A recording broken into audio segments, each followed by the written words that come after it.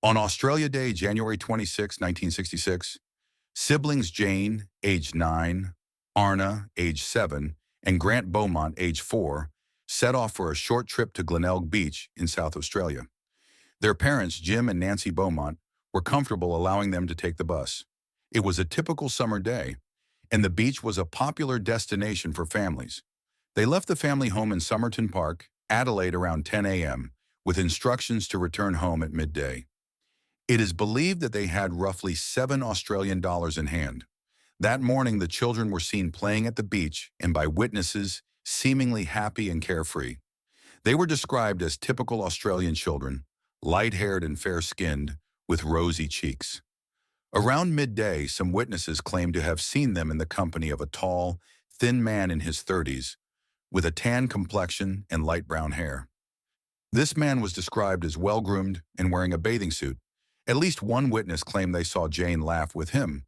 However, it is crucial to note that none of these sightings are definitively confirmed, and they would become subject to dispute and speculation over the coming years. When midday came and went, Jim and Nancy Beaumont began to worry.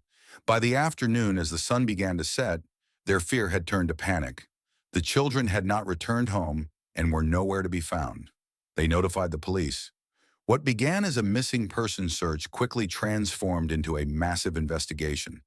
The community of South Australia was deeply affected by the disappearance of the children, with hundreds of volunteers joining the official search parties that scoured the beach, nearby parklands, and surrounding areas. The police investigation was comprehensive, with numerous leads pursued and every conceivable angle explored. They searched local homes, interviewed witnesses, investigated potential suspects, and even used unconventional methods, such as psychics and mediums. The lack of any tangible evidence, however, was profoundly frustrating. The children seemed to have vanished into thin air. There was no sign of a struggle, no indication of foul play at the beach itself, and no ransom demand.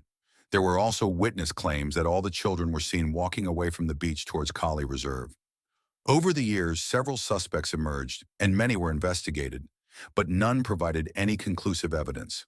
Among the many investigated, there was Arthur Stanley Brown, who was thought to be the beach man, but never formally charged. He was thought to fit a witness description of a man seen with the children on the beach. While he did not live at the address, he was a known friend and visitor. A potential suspect was James O'Neill, who was serving a sentence in a New South Wales prison when his name surfaced in connection to the children's disappearance. Witnesses suggested seeing him with the children, and other witnesses reported seeing O'Neill at his mother's home, close to the scene at the time of the disappearances. One of the most intriguing aspects of the case is the potential sighting of the children returning from the beach alone at roughly 3 p.m. by a mailman. This has come into contention as some witnesses claimed the children were in the area at the time, and others did not recall seeing them. This is a confusing aspect of the case, and the mailman's account came to be doubted by some investigators. Despite the many leads, there has never been any trace of the children, alive or deceased. There was one particularly strange lead that came up many years later involving a man that claimed to know where the children were buried. However, after excavating the area in question, nothing was found and the theory lost traction. The Beaumont case has not only become a prominent cold case, it's a cultural symbol of loss and unresolved grief. The sheer randomness of the disappearance on what should have been a normal day at a busy public place left the whole community feeling afraid and unsafe. The case has been subject to countless theories, documentaries, and books. But despite this attention, the truth remains elusive.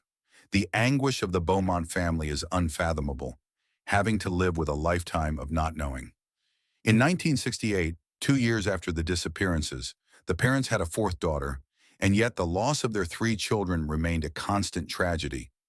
The lack of closure for their family and for Australia has allowed this case to live on in the public consciousness. The disappearance of the Beaumont children serves as a chilling reminder of the dark side of humanity. It underscores the importance of community vigilance and how the world can often seem unpredictable. This unsolved case remains a source of pain, and it serves as an important lesson for us all, that we must remain vigilant and aware of our surroundings and to appreciate how precious life can be. We must never forget the names,